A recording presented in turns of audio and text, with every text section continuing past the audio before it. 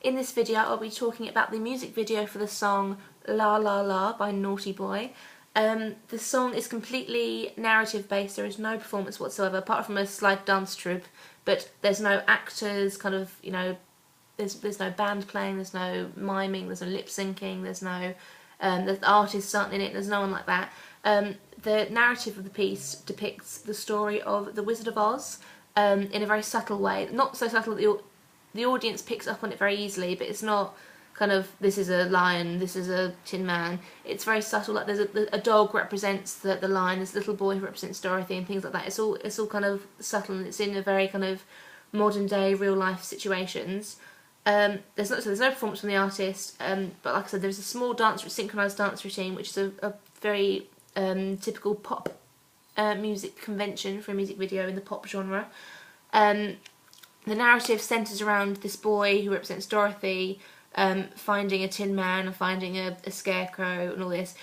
From what I can, it's not really that relative to the lyrics. From what I could pick up on, I wasn't 100% sure on why The Wizard of Oz was chosen as the kind of narrative structure.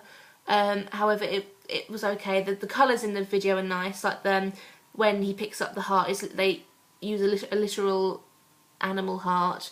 It's like really red against like this kind of silver grey steel street, this kind of dirty street, and there's like this blood red heart. That's very nice. And the little boy who represents Dorothy, he's very colourful. He's got a stripy multicoloured hat on, which is very nice. He kind of stands out. It's obvious that the character or the narrative centres around him and his little adventure through the streets. The camera does follow him around, although some shots, like when we're introduced to the Scarecrow character, the shots centre around the Scarecrow, but essentially the boy is dictating the narrative and taking the camera around and on the adventures that they're having. The locations that are used in the video are very varied and exotic. Like there's a massive desert, there's these kind of like crazy like streets in some exotic land. Like they're all really, really nice, and nothing Izzy and I could ever recreate with the little time that we have. We couldn't go to a desert or anything like that, obviously. Nothing's really cut to any kind of beat, even though it's kind of like a dance club track. There's nothing, they don't use the beat as like an editing technique.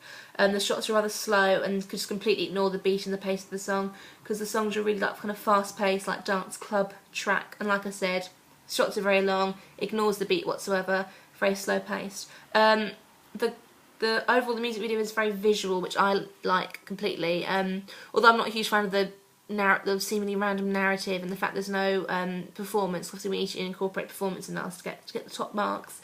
I do like the visuals used. It's very kind of draws out colour and like big, like I said, deserts and landscapes. Like that's really, really nice.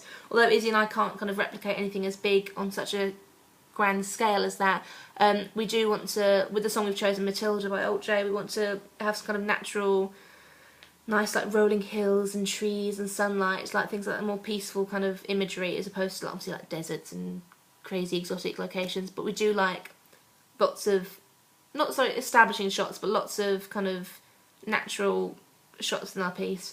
Overall the video is very nice. Don't particularly like the song, but the video is okay. Not one of my favourites. Don't really understand it, but it's alright.